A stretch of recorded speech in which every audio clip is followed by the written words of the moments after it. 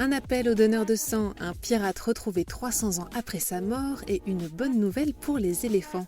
Bonjour à tous, voici votre concentré d'actualité scientifique pour ce 4 avril.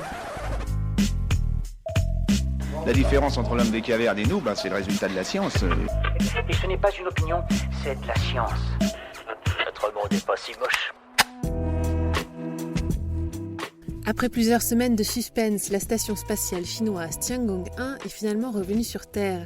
Elle a pénétré dans l'atmosphère le 2 avril à minuit 15, heure de Greenwich, et s'est désintégrée en grande majorité. Si l'autorité spatiale chinoise ne l'a pas précisé, des fragments ont probablement survécu à cette rentrée.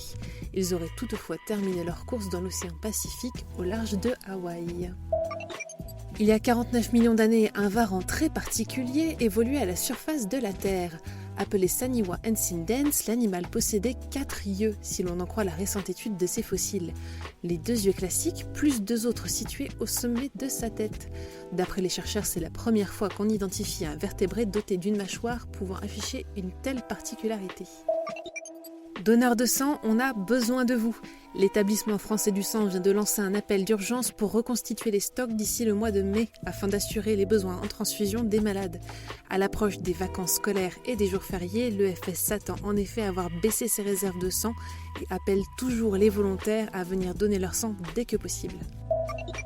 Des chercheurs pensent avoir retrouvé les restes de l'un des pirates les plus célèbres de l'histoire, le capitaine Black Sam Bellamy. L'homme s'est illustré au XVIIIe siècle en capturant avec son équipage plus de 50 navires avant de périr dans le naufrage de son bateau. C'est dans cette épave enterrée près de Cape Cod dans le Massachusetts qu'un os pouvant appartenir aux pirates a été identifié. Super, j'adore. Alors écoute-moi bien, je vais essayer d'être clair avec toi. Ouais, génial. Que se passerait-il si une bombe nucléaire tombait sur votre ville ? Un simulateur disponible en ligne dévoile un aperçu de l'étendue des dégâts et du nombre de victimes. La carte interactive a été conçue par l'organisation The Outrider Foundation dans le but de sensibiliser aux menaces qui pèsent sur l'humanité. Le Royaume-Uni se lance dans la lutte contre le trafic d'ivoire. Le gouvernement britannique a décidé de renforcer son interdiction du commerce de ce matériau en l'étendant à la plupart des objets en ivoire, quel que soit leur âge. Si quelques exceptions seront autorisées, ce sera l'une des réglementations les plus strictes au monde. Une bonne nouvelle pour les éléphants dont le braconnage a grandement diminué les effectifs. Le télescope Hubble vient de battre un nouveau record. Il a réussi à capturer l'étoile la plus éloignée jamais vue. Icare, c'est son nom, est situé à 9 milliards d'années-lumière de la Terre. La supergéante bleue a pu être observée grâce à un procédé nommé lentille gravitationnelle qui permet de rendre visibles des objets normalement trop lointains. Et enfin, pour terminer, envie de renforcer votre système immunitaire? Alors enfourchez votre vélo.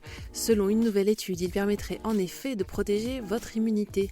Des chercheurs ont constaté que des cyclistes âgés de 75 ans et ayant fait du vélo pendant une grande partie de leur vie avaient un profil immunitaire similaire à celui de personnes âgées de 20 ans. C'est tout pour aujourd'hui, nous vous disons à demain pour un nouveau concentré d'actualité scientifique. Voilà. Il ne reste plus qu'à vous remercier de votre attention. C'est tout pour aujourd'hui. Au revoir.